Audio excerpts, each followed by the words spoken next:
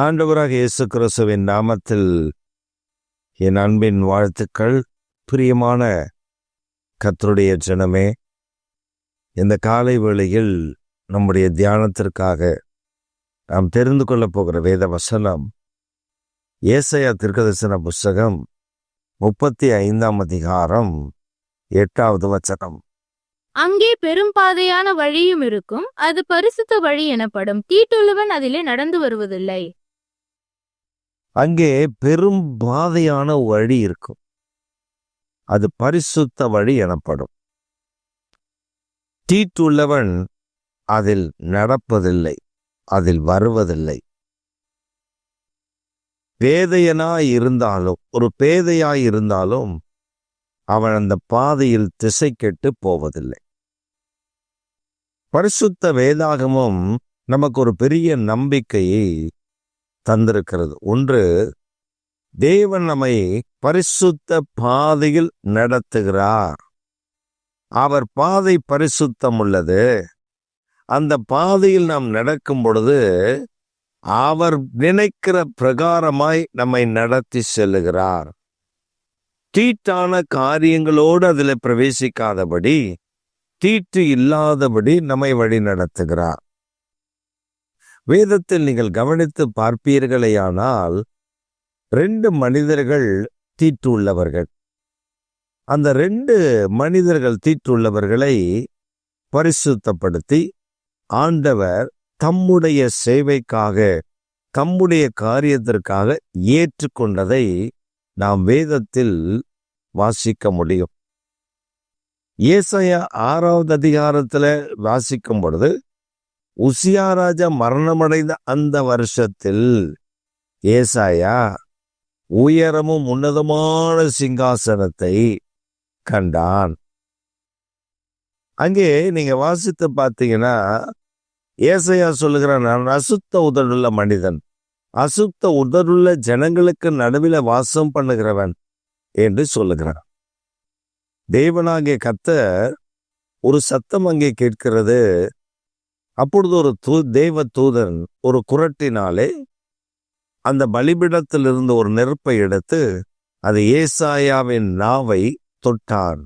அப்பொழுது அது பரிசுத்தமானது.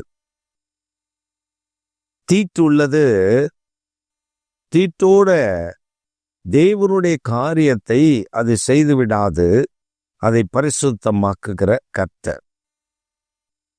2வது ஒரு மனிதனை குறித்து சகரியாவின் புஸ்தகத்தில் நீங்கள் வாசிக்கும் பொழுது அங்கே வாசிக்க முடியும். யோசுவா என்னும் பிரதான ஆசாரியர் தேவ சமூகத்தில் நிற்கிறார். அவரை குற்றப்படுத்தும்படி பிசாசு வந்து நிற்கிறார். அந்த யோசுவா என்னும் ஆசாரியன் அழுக்கு வஸ்திரத்தில் இருக்கிறார். தேவனாகிய கர்த்தர் சொல்லுகிறார், அந்த அழுக்கு வஸ்திரத்தை எடுத்துவிட்டு வெண் வஸ்திரத்தையும் அந்த நல்ல பாகையும் அவருக்கு தரிப்பீங்கள் என்று சொன்ன பொழுது அவனுடைய அழுக்கு வஸ்திரங்கள் நீக்கப்பட்டது, வெண் வஸ்திரங்கள் அவனுக்கு தரிப்பிக்கப்பட்டது, வெண் பாகை அவன் மேல் தரிப்பிக்கப்பட்டது. ஒரு ஆசாரியனுக்குரிய அந்த அங்க அடையாளத்தோடு கர்த்தர் அவனை அங்கே நிறுத்தி அவனை அதற்கு பின்பு தேவனுடைய ஆலயத்தை கட்டும் வேளையில் பயன்படுத்தினார் என்று சகரியாவின் புஸ்தகம் நமக்கு தெளிவுபடுத்துகிறது. செருபாபேலையும் யோசுவாவையும் கொண்டுதான் ஆண்டவர் இந்த தேவாலயத்தை, இயேசு கிறிஸ்து காலத்தில் இருந்த தேவாலயத்தை கட்டப்பட்டது என்று சொல்லி நாம் வேதத்தில் கவனமாய் வாசித்தால் அறிந்து கொள்ள முடியும்.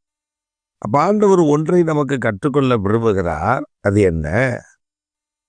பரிசுத்த ஒரு பெரும் பாதை, அந்த பாதை பரிசுத்தமுள்ள பாதை. அந்த பாதையில் தீட்டானவர்கள் உட்பிரவேசிக்க முடியாது. அப்ப பரிசுத்தம் உள்ளவர்கள் தான் அதில் பிரவேசிக்க முடியும்.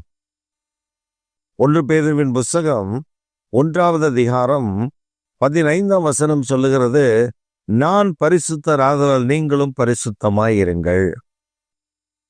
Be holy because I am holy. நான் பரிசுத்தர் ஆதலால் நீங்களும் பரிசுத்தமாயிருங்கள். லேவியராகமத்திலேயும் இதே வார்த்தையை நாம் வாசிக்க முடியும். நம்முடைய வாழ்க்கையில் நமக்கு தேவையானது ஒன்று, தேவனுடைய பரிசுத்தம். இந்த தேவனுடைய பரிசுத்தம் நம்முடைய வாழ்க்கையில இருந்தால் நாம் அவருக்குள், அவரோடு, அவருடைய காரியத்தில் முன்னேறி செல்ல முடியும். பேதையராக இருந்தாலும் திசைக்கெட்டு போவதில்லை. சில நேரங்களில் நாம் செய்கிற பெரிய தப்பிதங்கள் என்ன தெரியுமா? நம்முடைய பரிசுத்தத்தை காத்து கொள்ளாமல் விட்டுவிடுகிறது. சிலர் சொல்லுவார்கள், ஐயோ என்னை பத்தி உங்களுக்கு தெரியாதுங்க, நான் அவ்வளோ பரிசுத்தங்க.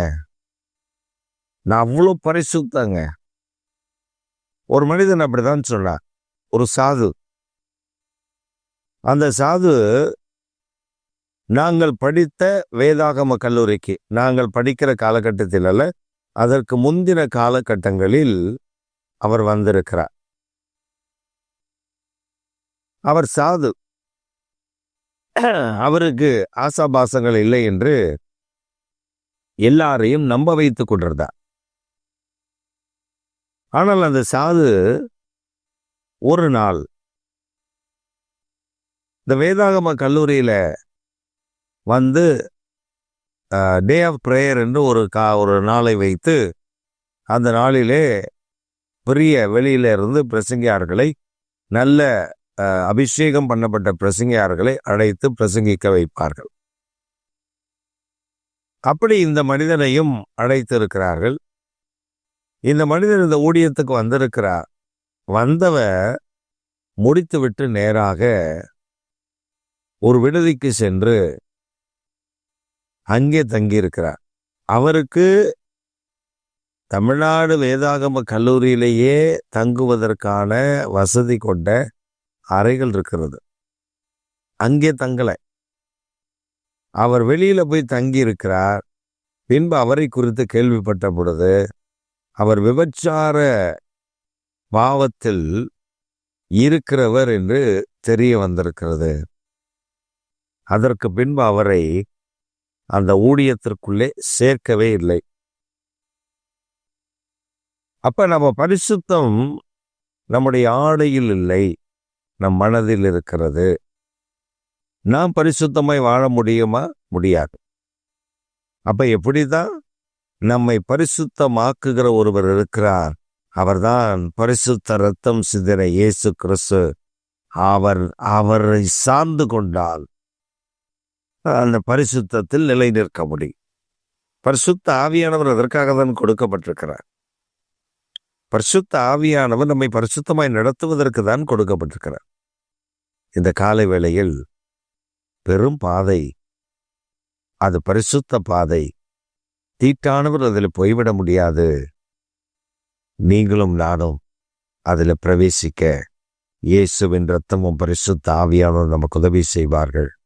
அந்த நம்பிக்கையோடு கூட இந்த நாளில் என் வாழ்க்கையில் நான் பரிசுத்தத்தை காத்துக்கொள்ள எனக்கு உதவி செய்யும் என்று சொல்லி ஜெபத்தோடு ஆரம்பிப்போம். கர்த்தர் மேன்மையான காரியங்களை நமக்கு செய்வார். ஆமென்.